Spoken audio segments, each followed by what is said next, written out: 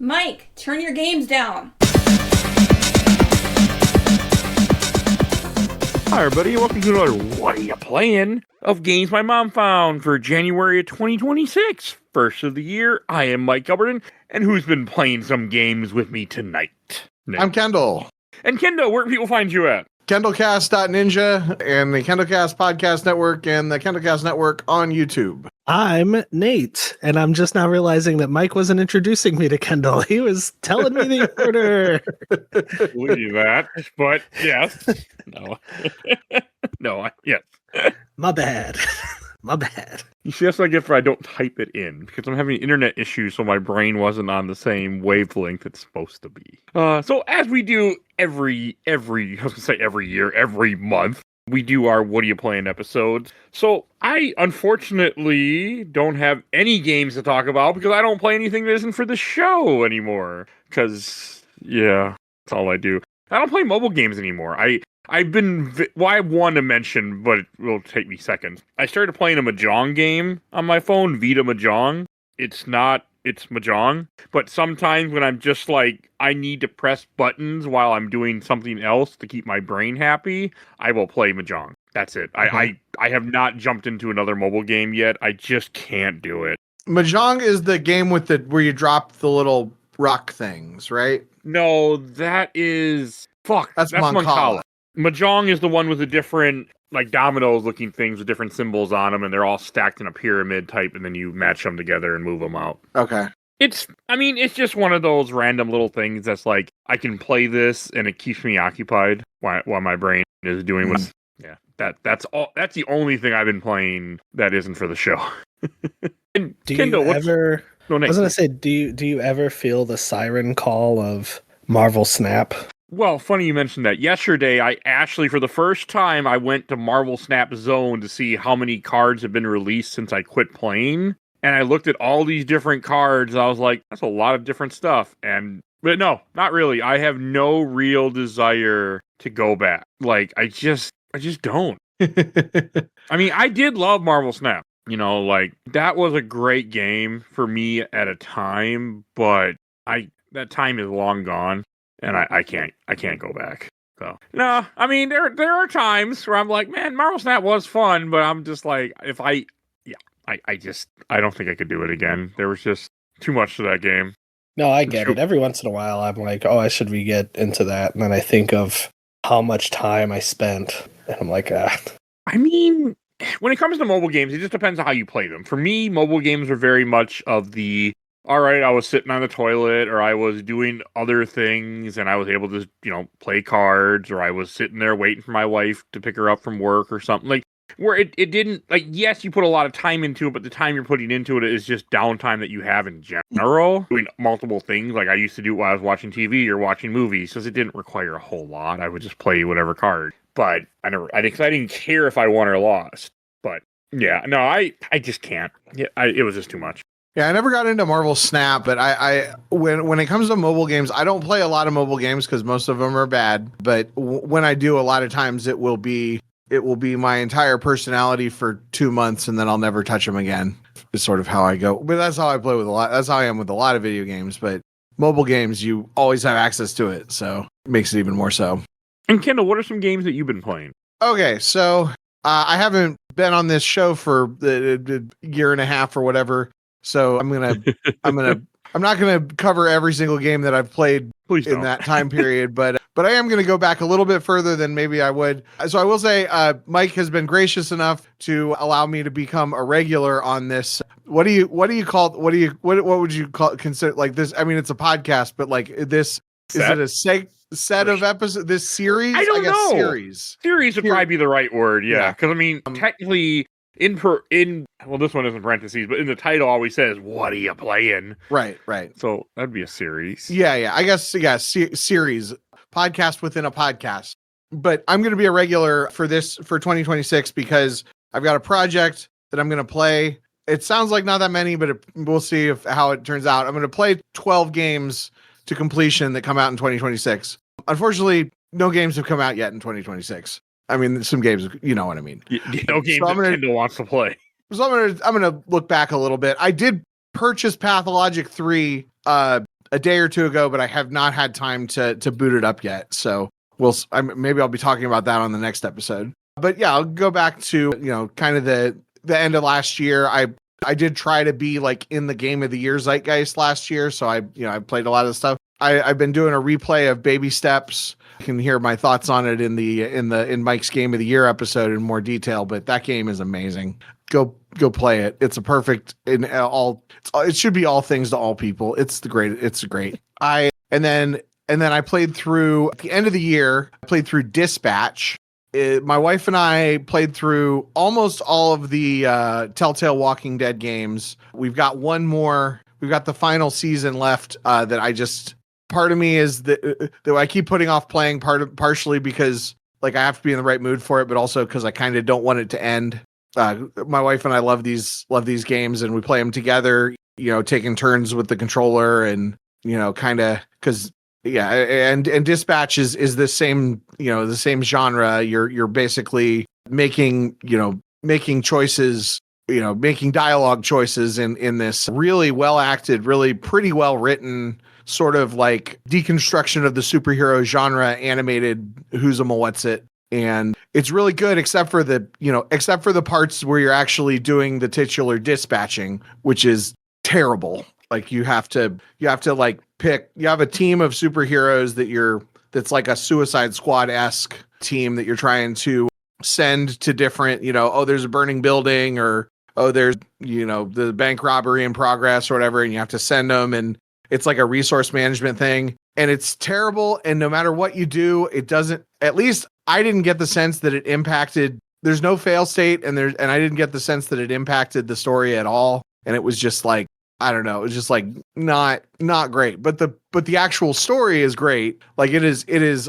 on the level of like a solid, Netflix miniseries type thing. And it is a nice little 8-hour experience, which is a lot of fun. I want to play it at some point. Yeah. I mean, it's worth playing. It's 100% worth playing. Just sort of go into it knowing that there's this one glaring weakness of the actual gameplay is bad. And there's also a few quick time event type sequences that are like even worse and you can toggle to turn them off. And it's like, how those games, they're like, timeout, like push A and then that will make you punch, but like you do it at the right time or whatever. It's like that only it's like less immersive. I usually find those kinds of quick time events actually pretty immersive in those kinds of games, but not. Yeah, it was pretty rough, but the storyline was pretty good. There's a nice little romance subplot where you get to decide whether you want to romance your boss or the person that reports to you, which is not problematic at all. And but yeah, it's a fun little. Yeah, the humor is good. I'm kind of over the like superhero deconstruction, Invincible, Boys, all the other and then the millions of other things that have come out over the last 20 years. But this one it worked for me. And it's stars Jesse Pinkman from Breaking Bad.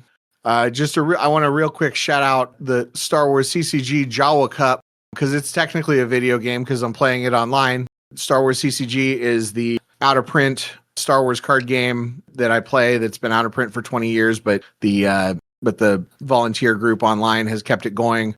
The Jawa Cup is something that I helped create like 5 years ago or 6 years ago or something. Basically, it is an event where the most popular deck archetypes and the best players are banned from the event. So you end up with like a little bit of a different format of play. And then also players who, are kind of the tier 2 players or whatever, kind of get a shot at having some success. I'm glad that you keep that alive, that you and so many other people keep that Star Wars game going. Mm-hmm. Mm-hmm. It's lots of fun. All right. And Nate, what's the game you've been playing? I have a couple here. I have been playing Final Fantasy Theater Rhythm, Final Bar Line, real fun rhythm game to some Final Fantasy music. And they keep adding, well, I think they're done now, but it feels like every time I would go into the game, there's like new Square Enix game songs on there. Because I have like the season pass. I'd be like, oh crap, dude, Xenogears is on there now. I think the latest one I found was like the Bravely Default game soundtracks, like some songs from those. That's cool. Is it DLC or just in there? It is DLC, yes. That makes more sense. But Yeah, I bought like the super cool edition with it, like, had to remortgage my house for, but, we got it. hey, that's only for Nintendo games after they've been out for a few years. Well, and this game in particular, because it does not, I've not seen it go on sale, but it's a lot of fun. I've been playing that. My kids like to watch me play that too. They always want me to be the cute girl team, which is always fun. Is this on Switch then? The one that you're playing? I'm playing on PlayStation 5, but it is on Switch and on Steam, I think. I tried it once on 3DS and I did not like it. I own it, one of them, and I was like, I didn't like the way it played, but I've also found out over the years that I don't like rhythm games. So yeah, I think I played the first one on 3DS, but you have to use the touchscreen, which I did not like. But like on the PS5, you could just press buttons. Yeah, it's all button. That might not be that bad. I can press buttons. Yeah. See, I go back and forth on rhythm games. Like I always want to like them. And then, yeah, a lot of times, unless they're like the absolute greatest thing ever, like I'm like, yeah, it doesn't really hold my attention. I remember I played that, what was it called? Rhythm of Hyrule? Or the Cadence of Hyrule. Cadence of Hyrule. Yeah. Or maybe, or no, I didn't play Cadence of Hyrule. I played the Crypto Necrodancer. I played the actual, the game before, the game that came out before. And like, it just really, it did not hook me because it was like it was the kind of game that I would normally play on mute, but you can't really play it on mute. No, you can't. You can. There's an easy mode for Cadence of Hyrule where you can kind of just say fuck it. But I really like Cadence of Hyrule actually. So I never played Crypto Necrodancer. But with Theater Rhythm, the fact that they added Xenogears. Does that mean they added like these cute little like chibi things fighting Xenogear stuff? No, so like the DLC songs, they don't give you characters for. Boo! Which, yeah, I would have liked to unlock some mechs. That's what Xenogears. So I have a special place for. Man, I wish that game would have gotten more love than it did. The fact that they recognized it within the last 2 years, because I think this game came out in 23, has me kind of hopeful, that Square's working on something. Yeah, I have no hope for Square. Not with stuff like that. They're stupid. Well, there's that Chrono Trigger rumor that they're remaking it in HD 2D. So I would say never say never. I almost hope that isn't true because I might actually have to buy that right away. I don't like that idea. Oh, you should if they do it. I feel like I would play a Chrono Trigger HD 2D, and then maybe it would have a better experience with it this time. I love that game. Had a perfect game. I first played that game on an emulator in high school. Don't tell the police, but I loved it. I have a cartridge actually right next to me. That's how I played it.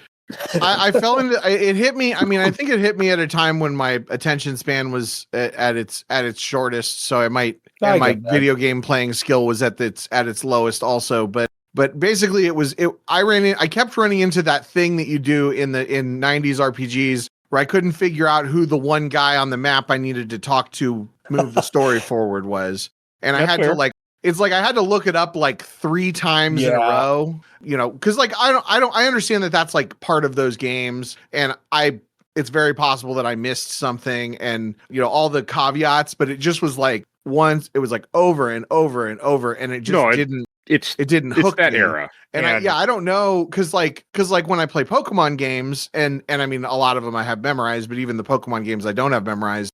Usually that doesn't happen to me as much anymore because usually I can tell from the I'm supposed to walk that way, Yeah, it's different. And, this Trigger has seemed a couple that could be a little confusing. You see, I can't, for me, it's hard to say because I could, if someone asked me to put a gun to my head and said recite the entire game, like where you go, I could. So just fine. Right. Right. I can't. I have. I know the game. That's how I am with the Gen 1 Pokemon games in particular, which it's like, I don't know, I don't even, it was so long ago and I've played it so many times, I don't even remember what it's like to not know where to go next in one of those games. Right. I get what you mean. But yeah, every so often I think about the Theater Rhythm game, but I don't know. I didn't know it was on Steam though. I should, if it's not my wish list, I should add it there. Because let me look it up real quick, because I don't want to be a source of misinformation. Not today, at least. It's not. I don't think it's on Steam. I do not see it on Steam. Okay, I would see if it was on Steam. I would play it. I just know it was on 3DS, and no, it's not on Steam. Yeah, I would get it for Switch. Fuck Switch. Sorry. Okay. I only buy Switch exclusive games for me, or I buy a game for my wife, or I buy games for my son. I am very anti-Nintendo, unfortunately. Oh, okay. I don't like their business practices, and I don't like the fact that they go after people for emulation as much as they do. It's like, I get certain things, like, yeah, but they're too much, and it pisses me off. Yeah. No, I get that. But Kendall, sorry. Oh, sorry. Go ahead. Kendall, you have some other games to mention? Sure.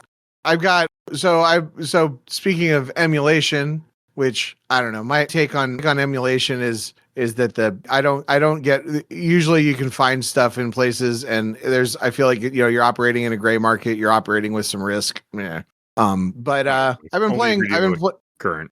You're pretty safe. Right. No. I'm just saying, like, I don't have if Nintendo wants to go after people for emulation, it's kind of their right. Like, it's kind of their, I don't get mad at Nintendo. I think Nintendo by all accounts treats their employees pretty well, and that's the most important thing I think when it comes to business practices. And they make a good product. I'd rather pay $80 for a good game than $20 for a bad game. So anyway, and also, yeah, you're right. Yeah, if you want, even with them going after emulation, there's still a million billion things available out there. So I know. so it never goes Lazarus. away. It just gets me irritated, like, because it feels like a publicity stunt sometimes. Yeah, I mean, and I'd rather there be publicitative, performatively taking down stuff than doing stuff that actually, hurts regular people or makes the stuff not available. Fair enough. But Pokemon Lazarus ROM hack that came out like a month ago or a little more than that. I played through a bunch of it, but I have kind of dropped off. I need to get back into it. Basically, this is a ROM hack of the Gen 3 Pokemon games, the Game Boy Advance games. I think it technically uses Pokemon Emerald, but like when I say ROM hack, I think of other ROM hacks that I've played where they just change some dialogue or maybe change what the Pokemon you're running into are or something. This is basically just a brand new Pokemon Game Boy Advance game. It's a completely new map, all new characters, all new sprites, and it's really cool. There are you can use Pokemon that are from later generations that never existed in the Game Boy Advance, so they obviously had to create the sprites from scratch. It's a sort of you play as you work for a university, and it's based on ancient Greece and all this stuff. A really neat project, and it's I'm the kind of Pokemon player who, if Nintendo just released Game Boy Advance style Pokemon games with new trainers and new, if Nintendo released this, I would pay $80 for it. I'm that kind of player, and to know that fans are out there doing that is really cool. Yeah. So it's been a lot of fun. Now, as a former religious boy, does the Lazarus name mean anything? Or is it It hasn't. I haven't run into it. I don't think I'm far enough in the game. I'm sure it means something, but yeah, I'm not. Yeah, you haven't come across. I haven't. Resurrected. There isn't any. There hasn't been any resurrection thus far. I think I have 4 badges or something, so I haven't gotten to that. That turn. I mean, there is a bad guy team that's doing something, and there are some ancient ruins that are doing something, but it hasn't revealed itself. I haven't hit the turn yet. Gotcha. So maybe I'll bring that up on the next episode, or maybe we can talk Mike into doing a Games My Mom Found episode about it. I have thought about it, to be honest. So I also played through the other Pokemon hack that I played through that was a little bit closer to what I was saying before, where it was a lot of reused assets. What was it called? Oh man, I can't remember what it was called. But the premise was it was also because it was the sequel to Pokemon Outlaws, but I forget what it was called. Anyway, the premise of that was that you are a foreign girl whose family was kidnapped and murdered so that they could force you into sex slavery. And got my attention. Pokemon Kurosu was the name, and it was just the whole game was just super 14-year-old wrote this trying to be edgy in a way that was pretty funny. Your when you defeat certain trainers, it lets you murder them. You weren't kidding about the edgy part, huh? Yeah. You don't black out, you get a game over. It's like, funny. you know, you're pathetic. You were. Oh, I your remember you Pokemon posted are pictures murdered of and this died. one. Yeah. You know, and it's like next time don't. But this is a game, so it's just so you're allowed. So we're gonna give you another chance, but next time don't screw up or something like that.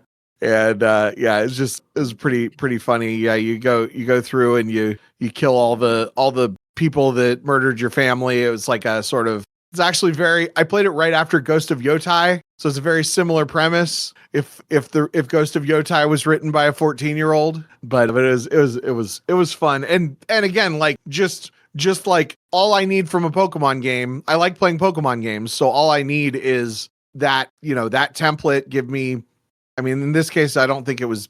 I think you do get badges because you go to Kanto eventually and you do fight gym leaders. So there is like an element of it that where you're getting badges and things, but yeah, like just give me a new mission with a new team of Pokemon and let me wander around a semi-open but linear world, and I'll play those games forever. All right. Nate, any other games to mention? Yeah. So my 2026 gaming resolution was to play one new indie game a month. So I went on Steam the other day, and they have the Steam Detective Fest going on. And there was a game on there that had an intriguing art style. I watched the trailer. I said, okay, this is up my alley. It's called Confidential Killings or Killing Confidential. It's a 2-word title, and I always mess it up. I've been playing that on my Steam Deck, and it runs. Thank you. It runs pretty okay on the Steam Deck. You do have to use the right analog as a mouse pointer, and then the right trigger to like click, or you can use the little pad. But it's fine. It's nothing too. It hasn't blown me away. It's very linear, you know. I think of like, I didn't play much of LA Noire, but like LA Noire, I feel like you could miss clues, you know, and you could like accuse the wrong person and ultimately not like solve that case, right? From what I remember, yes, but it's been a while. Yeah, same. And I never finished it, LA Noire. So I should go back to that this year. But anyway. Decent game. It is not, yeah, so the Confidential Killings is not like blowing me away. But I mean, it's fine enough. It's decent enough. I think I'm like 4 cases in. But I just lay in bed at night, and it's like my wind down game that I've been playing. I'm glad. And that's a good, you set a realistic goal for gaming. That's also good, though. You didn't do something crazy. Like, you know, try to beat 100 games in a year. So. But you accomplished that. I did. You know? Yeah. On the last day, yes. On the last day. And that's all that matters. You accomplished the goal. If you might notice, I have not set up that goal for this year. So, Mike, I have a question for you. Yes. Are you good at video games? I'm good at finding loopholes, and I'm good at perseverance. I'm not bad at video games, per se. I beat Bloodborne. I beat Dark Souls 1, and I was playing Bloodborne with Kobe a couple of years ago, and he's like, you're not bad at this. Like, when he saw me actually play. So, no, I'm decent at video games. I'm not great at flying games and racing games. Racing games especially are not my forte. Because I know you always play games on easy, and you follow the path of least resistance and everything. Usually. Because you're trying to beat 2 games a week. More. But yeah, I was just like I've been curious about like how much of that is how much of that is just, you know, how much of that is that you're playing it on easy, and how much of that, and you play short games, and how much of that is that you're actually good. Because like one thing that I noticed last year when I was playing Steel Rising, I don't know if you're familiar with that game, but it's like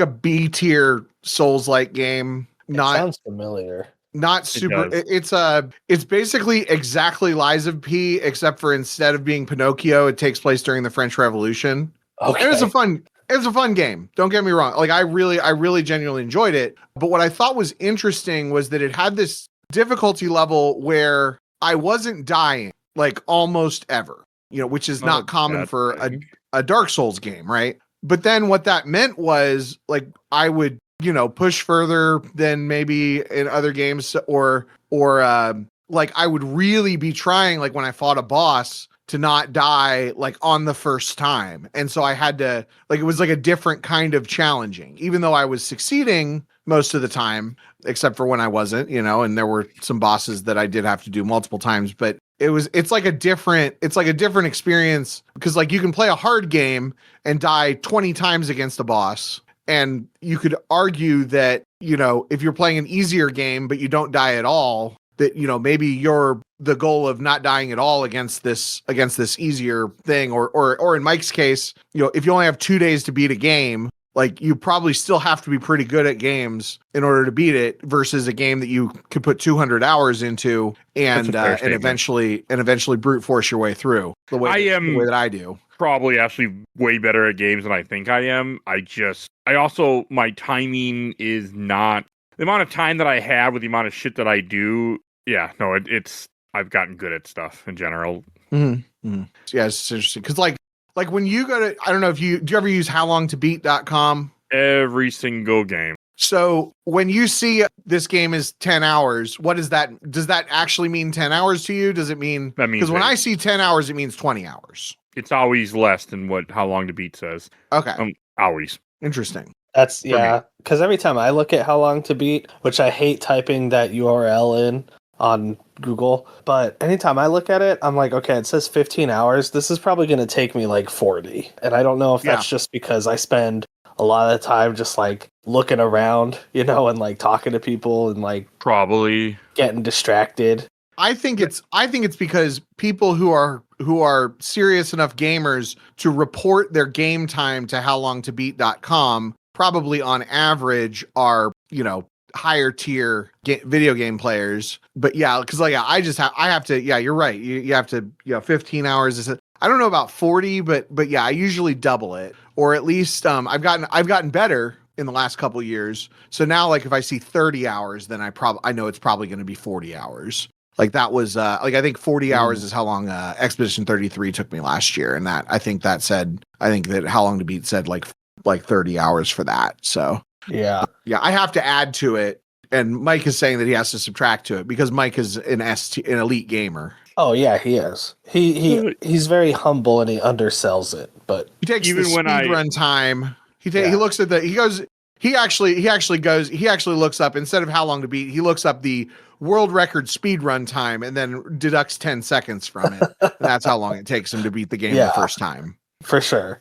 Even like I always, depends on the game, but sometimes I'll look to see like what is there for the longer part, like if you're doing more stuff, and sometimes I'll even like, okay, I know still, because I mean with extras you never know. Right. I use my PlayStation's clock, like it tells me how long I've been in a game, and I wish I could like, add like a mode that's like, hey, I spent this long asleep on the couch while the game was running. There's what is that like? There's like an hour period where I was just sleeping on the couch. I can't do that. I have never fallen asleep playing a game. I really don't fall asleep watching movies. Like I don't. I know it's a thing because I watch my wife do it almost every single day, but I don't understand it. Steve, well, first, Mike, you gotta acquire the class skill sleep apnea. And once you have that, you can fall asleep anywhere. So it probably helps too to have kids, huh?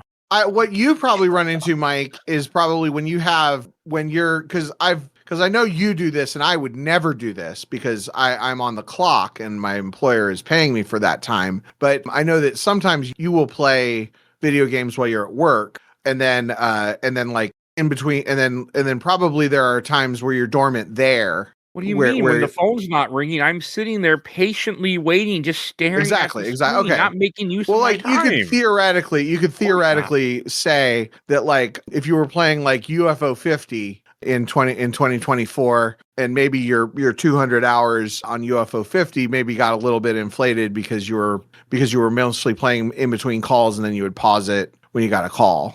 Hypothetically speaking. I mean, yes, I follow a rule hypothetically. If that, like, as long as everything is caught up that at a given moment, and your job, like when I used to work at FedEx, for example, your job is literally like all the projects are done, everything packed up, ready to go for ship. I'm just waiting for a customer to come in. So if I'm sitting here watching YouTube or playing on or messing with Photoshop, making stuff, like, you're not losing anything because you're paying me to be relevant when the time comes. And that's how I look at it with any, so yes. I mean, the whole idea of like, okay, since we're paying you, you should be locked down, even though we have nothing for you to do. We just want to change you to this here just because we need other workers there and we don't want them to be upset. So we're going to waste money and spend overtime. Yes, someone's listening to this is swearing at me right now. That I don't agree with, but it's also an older style of thinking. I feel like with companies, like, you get more out of people when you respect them and respect their time. Also, for what it's worth, I'm currently playing a character. So if I say anything incriminating, then that's the podcast version of Kendall. It's not the real version of Kendall. So just for the record. Nate, I'm a parody of games? Kendall. Yeah, I have 2 more games. Okay, feel free to do both. Do both of them? Please. Okay. One, have you heard of this game called Dark Souls? Never heard of it before.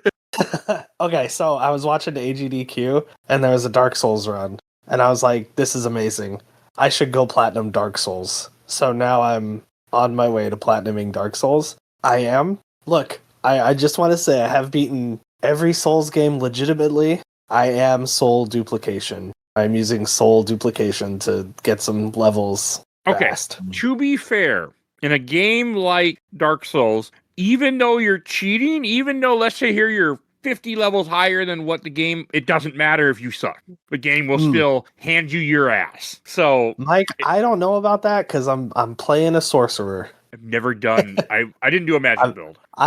This is my first time doing a magic build because I am very much, I need to be in the enemy's crotch dodging at the last second for iframes in every Souls game that, like, whenever I tried a sorcery build, I would just get my ass handed to me. But I think the trick is to just be very beefy sorcerer with a bunch of HP and I think I'm at 30 strength and then high intelligence, and that has been the sweet spot. Like, where I can use a sword when I need to, but most of the time I'm just soul arrowing little frogs. Look, I just think you cheated not only the game, but yourself. You didn't grow. You didn't improve. You took a shortcut and gained nothing. You experienced a hollow victory. Nothing was risked and nothing was gained. It's sad that you don't know the difference. Is that idiot still around? I don't know. I just Googled the quote. I don't know. It's an amazing quote. I have almost no context from it except for it happened around the time of Sekiro, I think. But I prefaced my soul duplication confession because I know people at home will get their boxers in a twist and be like, "You're not playing the game correctly." Excuse me, I played all of those games, quote unquote, correctly, and I beat them all, and I enjoy them all to a degree. I don't like Elden Ring, but now is the time where I'm like, okay, I'm going to platinum this game, but I'm not going to, go through the hardships I had to endure when I first played these games. I'm going to abuse the systems. Still assume the game is not that easy. So I would say I'm only in Blighttown, so yeah. So I would say 2 things for that. First of all, I think that there's enough backlash against the people who say you're not playing the game right on like Reddit and stuff that like it's like there's enough backlash against those kinds of players. I don't think that you really see that as much as you did a few years ago. But the other thing is, I mean, if you're talking about soul duplication specifically, like that is not cheating. That's just a time saving thing because you can also you can farm souls. Yeah. You can, I mean, it's my favorite part of the game is when I find a spot where I can get a lot of souls and I can just put on a podcast and turn the volume down and just like kind of kill the same 20 sleeping frog guys for, like that part in Elden Ring for a few hours, it's super relaxing. I know. You get it's that dopamine number go up thing. Yep. Yeah. And then like there's, with Souls games, like they're hard enough that I mean you've got your build or whatever to optimize it, which maybe that's honestly maybe like more of a like probably having doing all your research and having an optimal build is probably more important than just pure leveling. It is in Dark Souls, yes. 100%. And so that's where you're cheating. If anything, you need to have a shitty build. Otherwise you're not playing the game right. I will be doing a Dark Souls 2 ladle only build. That's not true. But like, Don't but yeah, hold me like to there's only just the pure leveling only helps so much. There are Yes, caps. it doesn't make. Also, It's not one of those freaking games where you can just brute force through it like that. Dark Souls 1 is one that I could not get through in spite of trying it multiple times because they don't unlock fast travel fast enough. No. I've never unlocked fast travel in Dark Souls in spite of playing dozens of hours. It's Yeah. late for Dark Souls 1. And that's why Dark Souls 2 is the best. They need to do a ground up remake of Dark Souls 1 where you start the game with fast travel. Because if they had fast travel, Mods. I would. I Well, yeah, guarantee but there's a I don't mod. have a. Well, I guess I could play. I guess I have a PC that's probably strong enough to play it now. Because that's the other problem is that you can't get vanilla Dark Souls. You can only get the remastered version, and I'm not sure if my PC can run the remastered. That's version. because there's a glitch with the original. That's Yeah, why it isn't there I anymore. own the original on Steam, and it has never ran. I've had 3 computers since I initially bought it, and it just does not run well. There's something Dark wrong Souls with 2 it. will run. Dark Souls 2 I played on my PC fine, but yeah, I'm afraid to buy Dark Souls remastered on it. Also, like it would be the third time that I bought Dark Souls, so I'm a little reluctant to do that. I get that. But I get that too. yeah, because you can't do mods on the PS5 version or the Xbox 360 version. You cannot. Don't need mods when you're a beefy sorcerer boy named Jack/Jasper, as named by my children. Look, unless your sorcerer can teleport, then it doesn't that it still sounds like it's a pain in the butt to unlock fast travel. That's the only thing. Yeah, but it could be the nostalgia talking too. But like, I think especially in the first Dark Souls, the world is so cool that like I don't mind not having fast travel. Except for the one time I went to New Londo Ruins and too soon? And then, not too soon. I mean, I was just going to get like a Firekeeper soul, and then I was like, I don't want to walk like all the way back from New Londo Ruins to Blighttown. I was like, Isn't New Londo Ruins where you unlock the thing? The fast travel? No, the fast travel. That's Anor Londo. Yeah, but and you got to beat some terrible bosses to get it. I thought New Londo more. New Londo got the thing to go to in Orlando. No, New Londo is the ruins that are under where you fight the 3 like shadow guys. I know what it is. I know what it is. Ghosts, yeah. Because it's where all the ghosts are. Yeah, because I've definitely gone there before I had the Sylph scope and I couldn't kill the ghosts. That's a good joke. But, I legit was like, oh shit, I don't have the Sylph scope either. But yeah, that was the only time where I was like, oh, I'm gonna get a Firekeeper soul, like so I have one extra, or like, my Estus heals more. And then I was like, fuck, I have to walk all the way back to Blighttown. I don't want to do that. I must have just been doing something in the wrong order then on my first playthrough, because I definitely beat that section. You can do things in that game in different order. It's just not recommended. But you can go to the catacombs as soon as you get dropped off from the asylum. Yeah, I definitely did stuff in the catacombs too.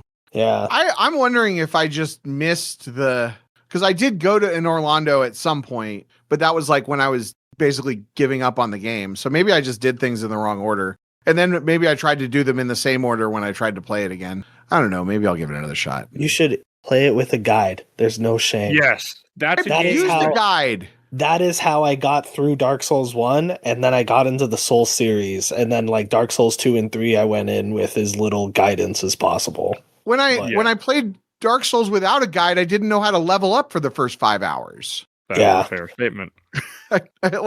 I was so mad when I first started playing because it doesn't teach you, but it also it doesn't come with a manual.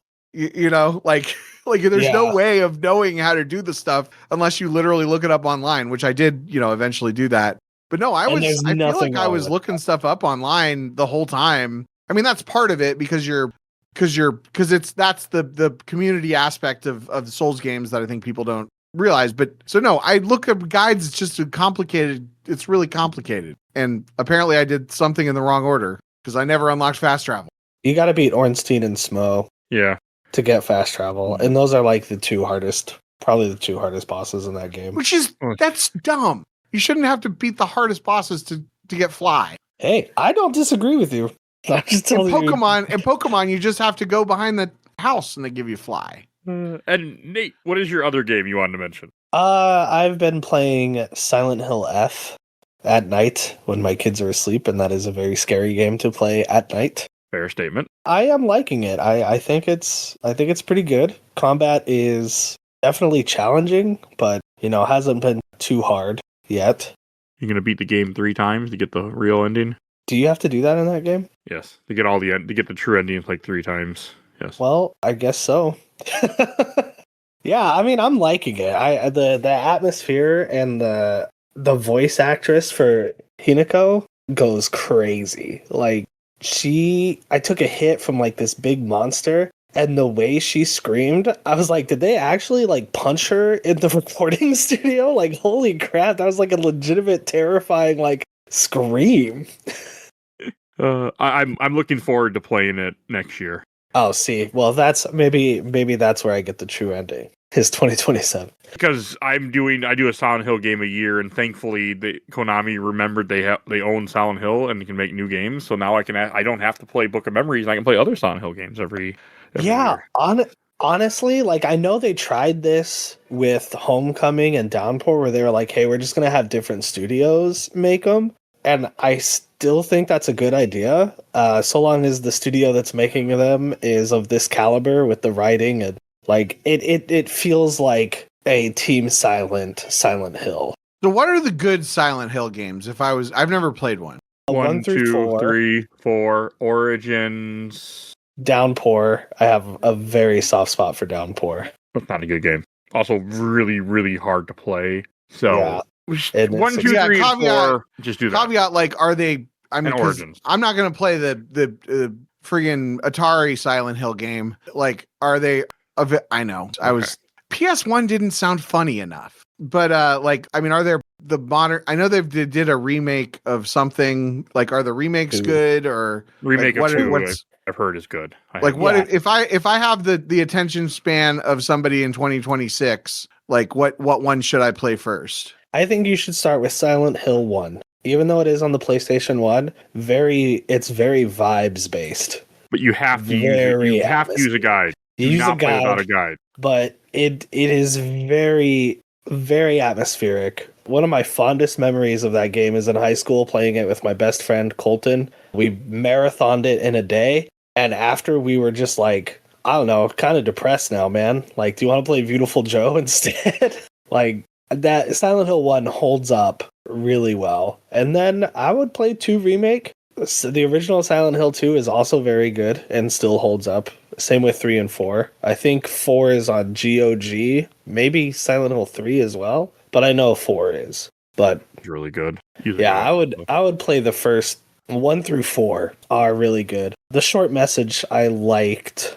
I like all but one part of it. What about could I just jump into Silent Hill F without playing anything before? Oh yeah, absolutely. 100%. None of the games, the only games that are tied to each other are 1 and 3. Loosely 3. And Origins. Because you say I have to play it with a guide. I don't know. I mean, look, I'm not against playing with a guide, but like if I'm gonna like dip my toe into a franchise, I want there to be as little resistance as possible. Yeah, that's why you play as a guide. That makes sense. I mean, you like 1 you can make. You can get through without a guide. Like I played it as a dumb high schooler and made it through.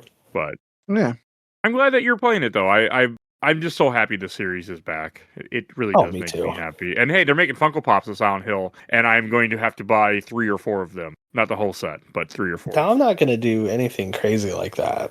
Hey, I collect a lot of Funko Pops, especially video game Funko Pops, where like if the voice actor or actress comes to a convention, like I'm waiting for David Hayter to come to Minnesota. David Hayter, if you're listening to this, please come to Minnesota for a convention. I have a Snake Funko Pop for you to sign. Don't go to Minnesota right now, though, David Hayter. No. We'll be done with ICE by big conventions come up in November. This will all be over with. So it won't matter. Sure. With Minnesota, everything will be all better by then. No, I don't think everything will be all better, but I don't think ICE is not going to be here.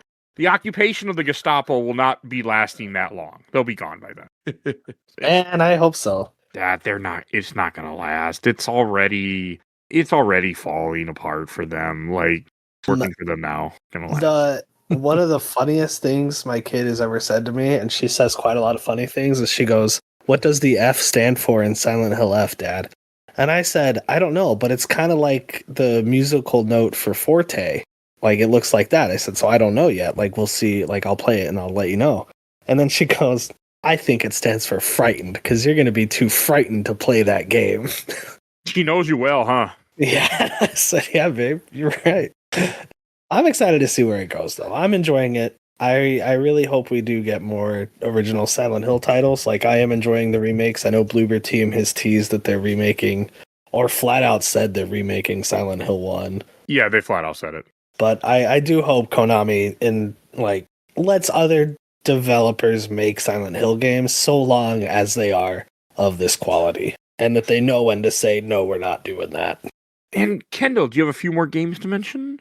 I think I'm mostly out. I have one more. I'll talk about one more game that I played. Did not put a ton of time into it. Kind of a game that was that I think was a neat idea, but the execution didn't really click for me. So I like going on road trips, and I've sort of been trying to find a video game that feels. I've been looking for the best driving game, not necessarily a racing game, although racing games are not excluded from it. And a lot of times you end up with racing games, but there's a game that came out last year called Keep Driving that has a pretty neat premise. Keep driving, just keep driving. Yeah. So the premise is that you're going on a road trip in your beat up car to a concert, a festival, driving, like across the country or something. And you have to, go from town to town and get gas and get, pick up hitchhikers and things like that. And it's got this, mid 2000s aesthetic to it. It's got a soundtrack that I was a little underwhelmed by, but some people seem to really like. That's like sort of, mid 2000s indie rock soundtrack. You pick up hitchhikers. One of them, the first one you pick up that all the reviewers talk about, tries to get you to drunk drive. And then you run into challenges on the road that are like this little mini card game thing. And I don't know, it didn't hook me. And it seemed like sort of like what I was saying with Dispatch, the actual mechanics were pretty thin. And I didn't really like, it's like it was simultaneously, the mechanics were too thin, but then it also had that indie game thing of I'm not sure really what I'm supposed to do. But so, yeah, that's not the best thing to end on, but I wanted to bring it up. Are there any, what are you guys' favorite driving games? I don't know. That's a question. I have a soft spot for Need for Speed Underground. Okay. But I am very bad at racing and or driving games. I guess, you know what? I like driving around in Grand Theft Auto 5. I think I've done bits and pieces of I'm not I'm in no way am I a video game expert. I'm old, and there are huge chunks of my life where I didn't play any video games at all. So, I don't consider myself a super expert, but I've dabbled in the Need for Speed franchises and the Forzas and the Mario Karts and the Cruisin' and, a bunch of the different franchises. I think Need for Speed does the best job of balancing the arcade racing elements with still having some car customization and some depth of mechanics. The Need for Speed game that clicked with me the most is weirdly, it's a game that I only play half of it because I'm not going to play as a cop, but Need for Speed Rivals I thought did a really good job. I was yeah, really looking forward to the new Star Wars racer coming out here this year because it's the Need for Speed team. And I think the Need for Speed games do a good job of sort of balancing the realism with the arcadiness. Right. Let's go on to movies, and I'm going to go first because I have a couple movies to talk about. So I watched two movies, one in theaters. I saw this movie that just came out for its 40th anniversary, Labyrinth, for the third time in theaters. My wife loves that movie, so we always go when it comes back. I enjoy that movie. It's still fun. I mean, I could, it was also fun because when you're seeing a movie in theaters that that people all know at this point, everybody's singing along with it too, so that's always nice. It was a good time. It's a good movie. Always, if you've never seen it, watch it. David Bowie.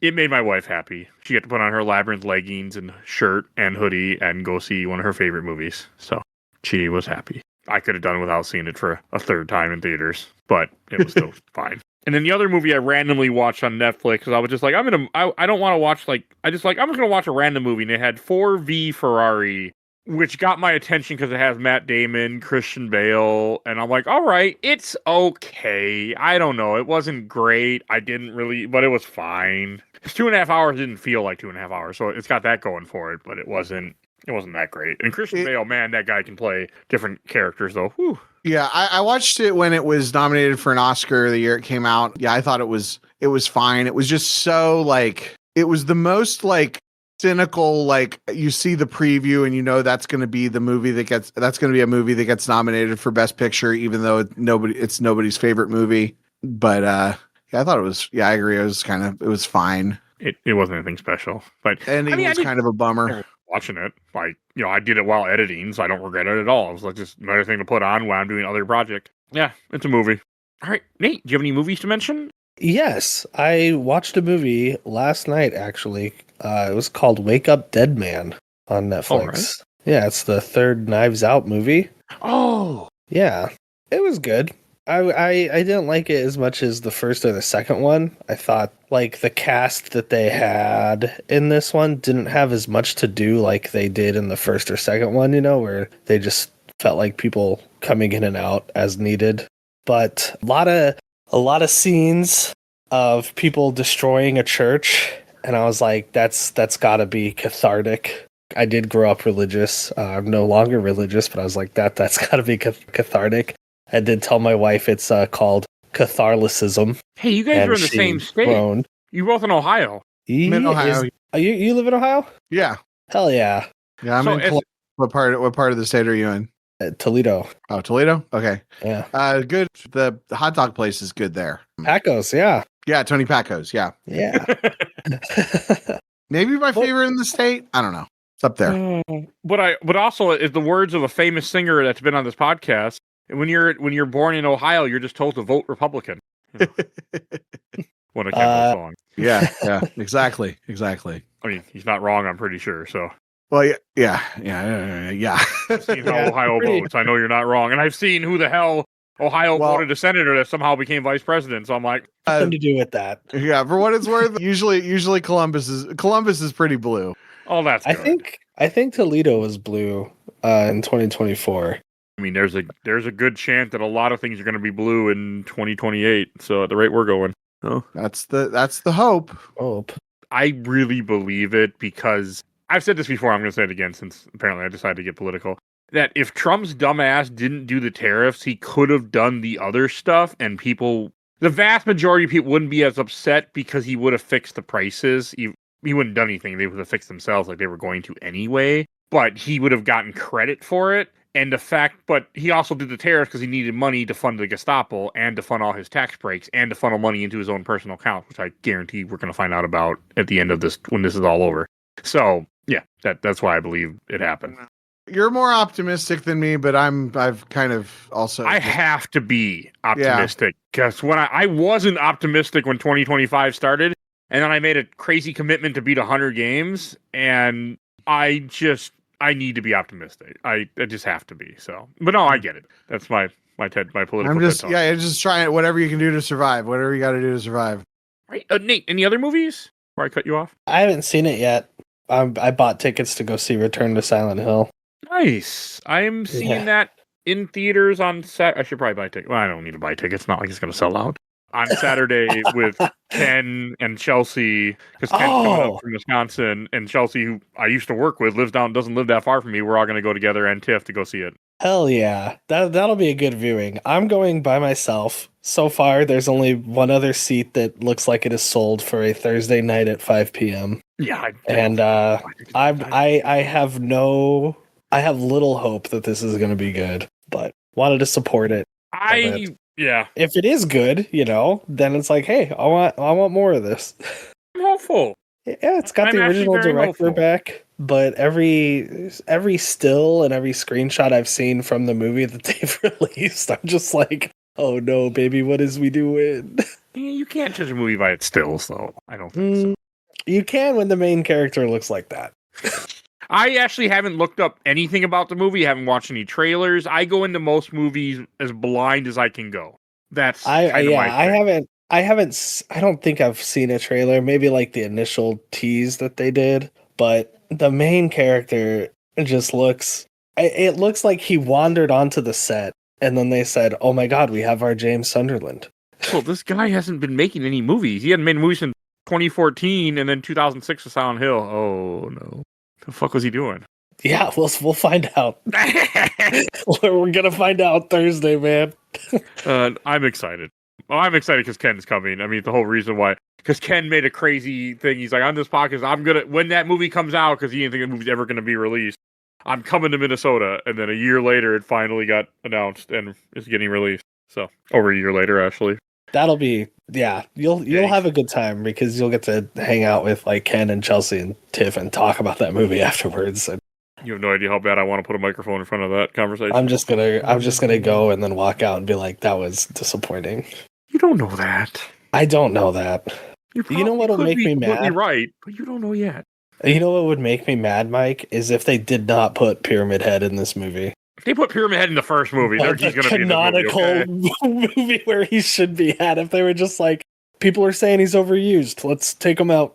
He's going to be in this movie. All right. I hope so. So you'll hear about that eventually, probably next month. I'll have seen it. All right, and then Kendall, do you have any movies to mention? Yeah, sure. So I got 3 movies for you. First of all, a little after Christmas, I saw Marty Supreme. This is the Timothy Chalamet movie where he is playing a character of a ping pong player from the 1960s. It was a great movie. If you go into it, it is not based on a true story. So when there's some crazy stuff that happens in about 2/3 of the way through the movie, that if you think it's based on a true story, you might have a problem rooting for the protagonist. So, which is what I thought it was based on a true story, but there is a character who the main character is inspired by, in the fact that he was sort of a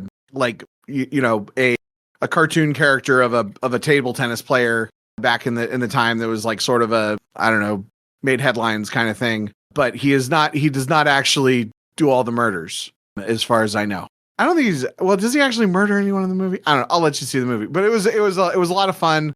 Timothy Chalamet is one of my favorite actors, and it was really, really interesting. It takes place in the early 60s or maybe the 50s. I forget the exact years that it take place, but yeah, he's this sort of rising star in the ping pong world, but also ping pong is not nearly as big in America as it is in overseas. So he's still kind of struggling to make ends meet and constantly, he needs to get over to Japan to play this tournament, but then he doesn't have the money to go to Japan. So he has to do some hustling at a bowling alley for money, and he has an affair with a Hollywood act with a silent film actress, and all kinds of crazy stuff happens. And there's this really cool 1980s soundtrack, so it kind of gives you it's a movie that was made in the 80s about the 50s. I don't know, is just a real fun movie. I always like sports movies. I hate sports, but I love sports movies. And it has gotten me, thinking about stuff. And then the other 2 movies that I saw are both about divorce. I watched the classic film Kramer versus Kramer, because I always hear people talk about it and don't know anything about it. And then I watched Is This Thing On? Directed by Bradley Cooper. Will Arnett, is that his name? Yeah, Will Arnett. Yeah. Will Arnett plays, I joked he's basically playing the Bradley Cooper role in this movie, but but I like him a lot better than I like Bradley Cooper, so it worked. Basically, the premise of the movie is that he's a guy that he decided to have, or him and his wife decided to divorce, and kind of when they part ways, and then he's out and he just wants to get a drink, and he goes up to a bar because apparently the only place in New York where you can get a drink is this comedy bar. Very believable that he doesn't have to pay the cover charge if he signs up for the open mic. So then he goes and does the open mic, and he enjoys it, and then that leads to him sort of becoming a stand-up comedian, kind of on that grind. And I thought it did a good job of, as somebody who has kind of been a creative hobbyist and, kind of been on that kind of grind. It did a good job of giving a glimpse into that world. There's like, stand-up comedians talking about how they'll hit 5 different open mics in one night. And, I used to do that when I played music. I'd hit multiple open mics in a night and, just different, sort of different. There's a moment where he's going to like leave the bar and a comedian is like, hey, stick around, support your fellow comics. That sort of thing is the kind of thing that you would see at a real open mic. It was a pretty good movie. Unfortunately, with all this kind of movie, I always am more interested in the like stuff the guy's doing than his personal relationships. I thought that the way that they dealt with the divorce was just okay. And the ending kind of was a bummer, not a bummer, but it was very much a Hollywood ending that I would have liked done a little differently, but it was pretty good. And then Kramer versus Kramer won like Best Picture in 1979 or something like that. So it's pretty good. It's friggin' what's his name and the other actress. I'm totally drawing a blank because I've heard of the movie, but I've never seen it. It's friggin' Dustin Hoffman and Meryl Streep. Meryl Streep leaves and leaves her husband and the kid, and most of the movie is about Dustin Hoffman kind of learning how to be a single father. And then the final act of the movie is about Meryl Streep shows back up and wants custody of the kid, and they go to court about it. And pretty interesting. Very, very similar in premise to the movie from a few years ago, Marriage Story, with Adam Driver and Scarlett Johansson. I think that Marriage Story did a better job of sort of showing both sides, both perspectives, and had a better like reason that they couldn't just work things out. Kramer versus Kramer was one of these things where it was like trying to be edgy in the 70s, being like, people can just get divorced. And it doesn't necessarily, and when a divorce happens, it doesn't necessarily mean that the kid should automatically go with the mother.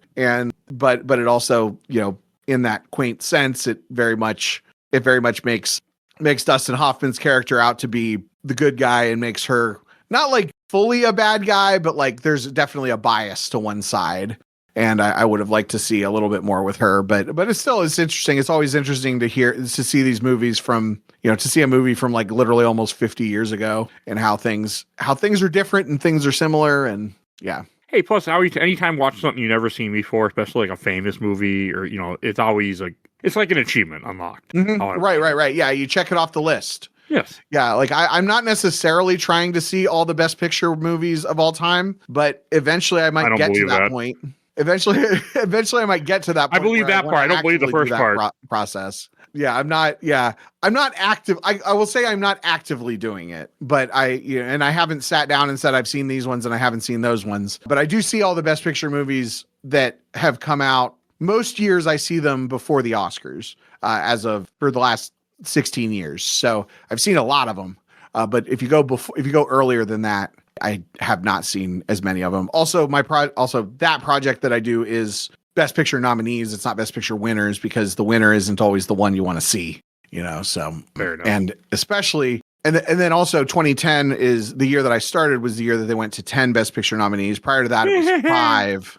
Prior to that, it was 5, which if you look at, I just feel like whenever I look at those, it's like always movies that I've either seen because I want to see or haven't seen because they sound like miserable experiences. So I don't know how much I would delve into it, but it feels good to be able to say, yes, I have seen Kramer versus Kramer. No, I mean, I feel that way all the time with movies. There's a lot of movies like I'll watch for this podcast and I'm like, it feels good just to knock this off. And like, for me, it's like it's knocked off and now it's immortalized in a conversation that will forever be there. Right.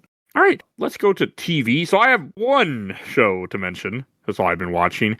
So people have been telling me this for a long time, and I'm a big World War II guy, so I don't know why it took so long. Man in the High Castle. So I was like, randomly like, okay, it's on Amazon. I'll watch I'll start it and see what I think. I got absorbed into it, watched the entire first season. I'm on season 2 now. That is a really damn good show. I really like it. That's a What If the Nazis Won, right? Yeah, it's essentially what if the Nazis got the atom bomb and they win the war, so they take over America, they split America in half, and Japan has the Pacific, and then they have the Atlantic, and then there's also the neutral ground where the Rocky Mountains area. But it's very interesting. It's really good. I'm having a good time with the show. Unfortunately, the show ended at season 4, and I mean they did know they were ending, but from what I read online, I heard it was like, yeah, they could have went another season or 2 with their plan, but they had to wrap up stuff faster because Amazon said you're done. But that's normal for TV shows, I feel.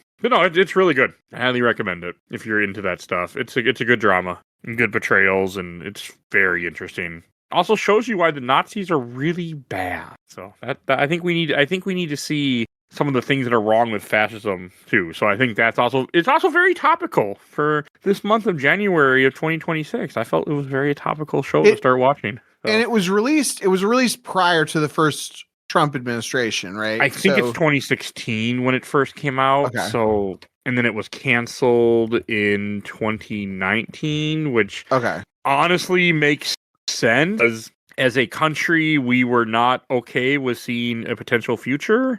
So, I feel like it came out 2015, ran to 2019. So to me, that makes sense. Also, why it didn't do as. So it was concurrent with the. So it was concurrent with the first Trump administration. That's interesting. Yeah, which also makes sense to me why it probably got canceled. Well, it made it through if it made it through to 2019, that's pretty good. It's good. I mean, I really like it. I highly recommend it.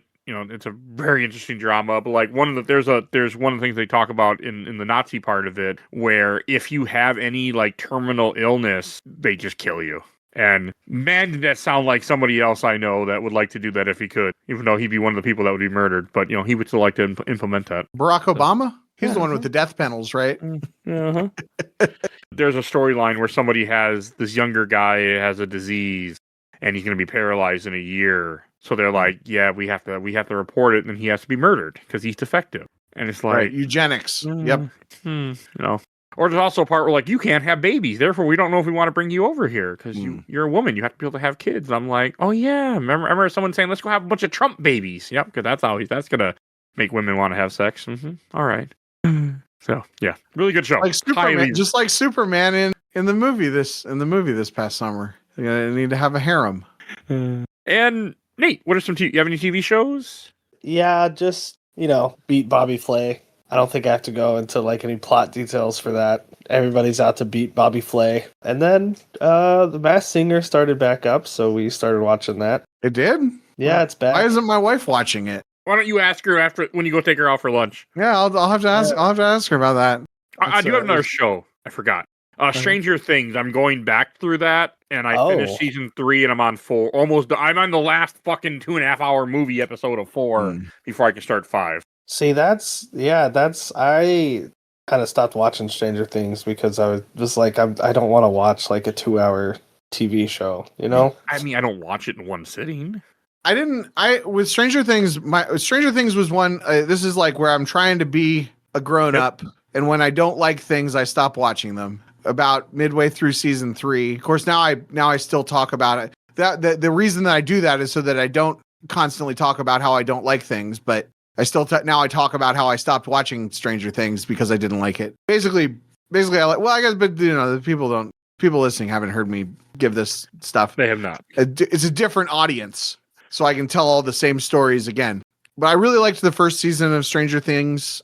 I wish they would have brought Barb back. Season 2 kind of felt like the sequel, like it felt like kind of an unnecessary sequel. And then season 3, I was like about halfway through it. I was just like, this is not, it's just not as good. It's just not doing it for me. And then I just pulled the Band-Aid off. I didn't want to be watching, 3 more seasons of a show that I wasn't really enjoying. And you shouldn't. I mean, if you're not enjoying something, just walk away. I mean, I think season 3 and 4 seasons, but if you're not having fun, you should walk away. That is just the truth. I mean, I'm really enjoying 3 and 4 on our rewatch, but I'm also trying to just get through to get to 5. But hell, when you take, fucking 10 years to release 5 seasons, I mean, I don't remember what I watched. So when you have 3-year gaps in between your seasons twice, that was ridiculous. But yeah, Nate, do you have any other TV? Or just Bobby Flay you've been watching in the background?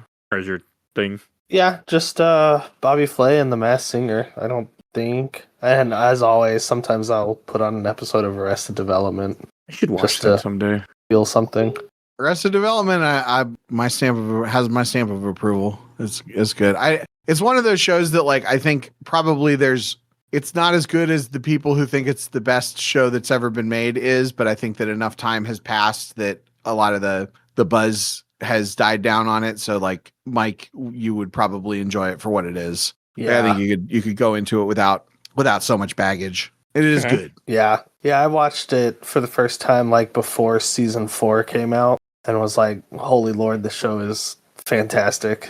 It also might watch better binged like that. I watched it when it was coming out. Oh, and okay. and I really liked it. Don't get me wrong. Like I would not say anything. It's sort of like Community where like it was real good when it was coming out. Like it was a solid, 8 out of 10 or whatever. But then like it's not like as good as early episodes of The Simpsons. It's not like the first time I heard the Beatles.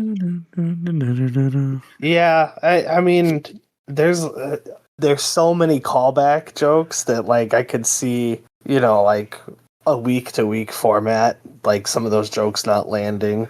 But then, if you watch it in the one sitting or, you watch like 2 to 3 episodes in a row, you're like, oh fuck, that's funny, One day I need to. I want to tell you my favorite joke from that show. I'm so sorry.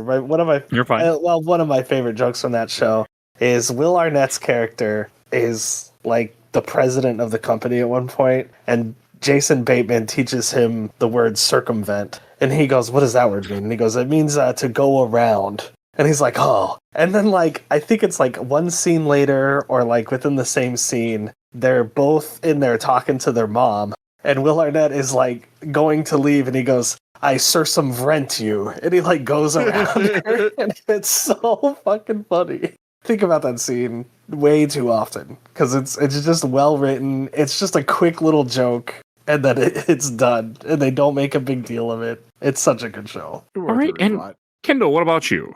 Okay, so I've been watching a few shows. I've been watching way less TV lately because I don't like a lot of it. I don't want to say that TV is bad, but there's a lot of TV that people say is good that I don't like. But one show that I really enjoyed was called The Chair Company on HBO Max, and it's basically it's one of those parody. It's like a parody while still being like a good version of The Thing. This is Tim Robinson, who did I Think You Should Leave and Friendship, which Friendship was my favorite movie of last year, I think. But he's got this very like awkward, like cringe sense of humor. But he's at a presentation and a chair breaks under him, and it leads him to like when he's trying to call the chair company to complain, like he unravels this great giant vast conspiracy about it. And it's like one of these like it's one of these like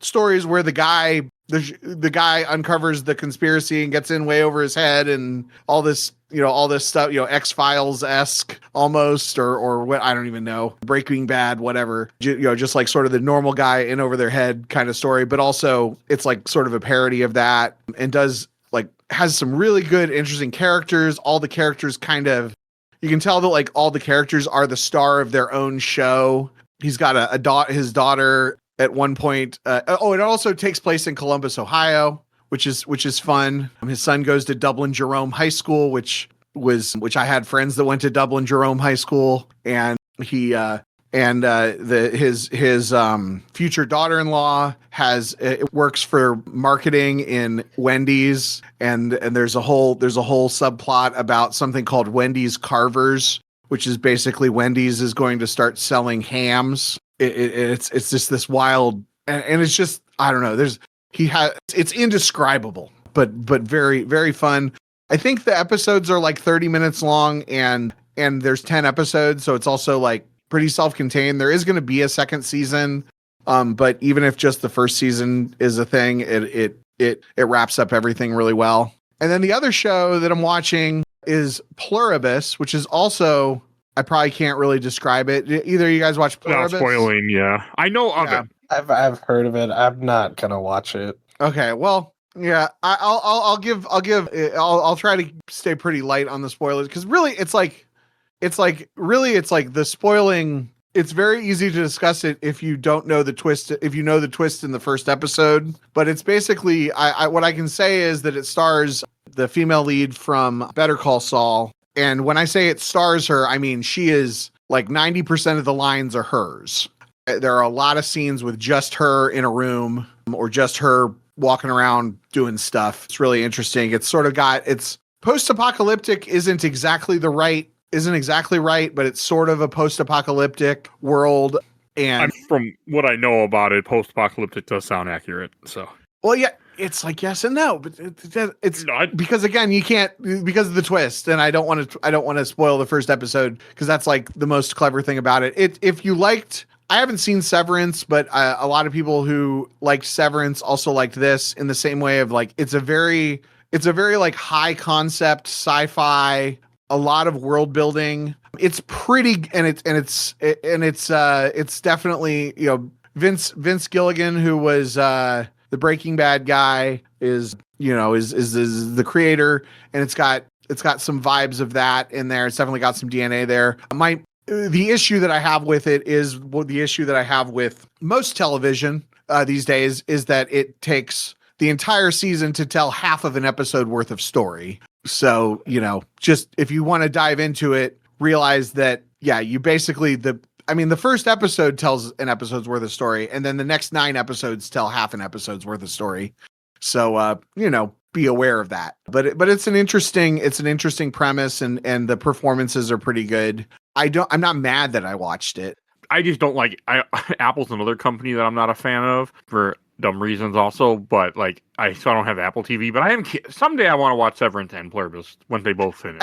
Apple TV, I will also say Apple TV has The Studio, which is a really good show. I didn't watch it recently. I watched it earlier in the year, but The Studio, where Seth Rogen is the studio head of a movie, and every episode stuff happens on every episode. Like there is it's a very like, it felt very Aaron Sorkin-y. It felt very like in the, you know, very, very Studio 60 on the Sunset Strip, or not quite as not on the level of West Wing, but a similar to Aaron Sorkin stuff. You can tell that he has some there's some DNA there. All right. So yeah, Apple TV worth getting for a month and then canceling. Yeah, we'll see someday. All right. Any other? I think that's everything we have to mention then. All right. Let's go to plugs. And Kendall, where can people find you at? So kendallcast.ninja is the website, Kendallcast Network on YouTube, and the Kendallcast feed on iTunes. We've got the movie roundtable is probably the most consistent thing that I do. My buddies and I each take turns picking movies to talk about and watch. It's the oldest premise for a podcast ever, but we've been doing it for a little while, and it's pretty fun. Occasionally I post episodes of the Poll List podcast, which is that, but for comic books, and I make a lot of content related to the Star Wars customizable card game. And in 2026, I'm looking forward to making some video game content, especially on the Kendallcast Network YouTube page. So keep an eye out for that. And Nate, do you like pallet jacks? Well, boy, do I have the blue sky for you. It is called Pallet Jacks in Gaming, and then all the blue sky stuff afterwards. But I will post pictures of a pallet jack or from video games, and I will give them a rating because I think it's really interesting that they're in a lot of video games, and some are used accurately where they're just left out in the open for anyone to trip on and, you know, file workers' comp, and then some are actually used to transport stuff. So give me a follow there. With the zombie apocalypse, I think that makes sense. You know, they didn't have time to safely put it away as they were, you know, running for their life. Right, but how did it get in that underground lab? You know, someone had to get it down there. Yeah, like what elevator did they use? An elevator off screen that's now full of zombies, so you can't use it. Yeah. They had to solve the goddess puzzle to get this pallet jack down there. There's an elevator, but there's a small box sitting in front of it so that you can't climb over. Right. You need the pallet jack. My biggest disappointment was Dead Space Remake, seeing pallet jacks and not being able to use them against the Necromancers. Oh, you couldn't pick them up. You could not pick them up. It's just, I immediately, I tweeted at the developers. I said, "Bad game, get shut down." You know. All right. And if you enjoyed this episode, there are over 900 episodes of this podcast. We do movies, TV shows, video games, comics, all. If you can find everything we do on Podbean. If you want to see the rest of the What Are You Playing, we've been doing this for like 5 years, long time. So check all that out. Almost 5 years, actually. I think it's May. You'll see in the show notes, you see every other episode of What Are You Playing, so if you want to check those out. And we do have a Patreon, a little dog vote in our Patreon poll. We have 1 to 2 polls a month, currently 2 for this and next month for sure. So check that out. And if you donate $10 more, I will plug your podcast rate in a month, which is a shit ton. Like these lovely people, Phoebe Stanton, the Let's Play Princess on YouTube and Twitch. And she also has her podcast called Nerds Broadcast, so check that out. And check out absolutely the best podcast of Work in Progress. That's Zach's show. They do the few movies, the Predator Out. And check out Gamer Looks at 40 with Bill Tucker. He also started his new podcast called Carry My Cross, religious show, which is not my thing, but it's actually pretty good. I'm listening to it and I like it, but I also like Bill a lot. Great guy. So check that out. And want to give a shout out my awesome intro and outro courtesy of Helena at Hell Hashfree. You can follow her on TikTok and Instagram. And please follow us on... Oh, and join our Discord. We have a Discord. It's free. We're always having new people join us. If you want to be on the show, that's how you do it. I do ask for openings all the time, so I'm always happy to get new people on the show. So check that out. And please follow us on Facebook, Instagram, Threads, Blue Sky, YouTube, audio only, and rate and reviews for Get Your Podcast. I think that's everything I need to say, so we will see you guys all next time. Bye, everybody.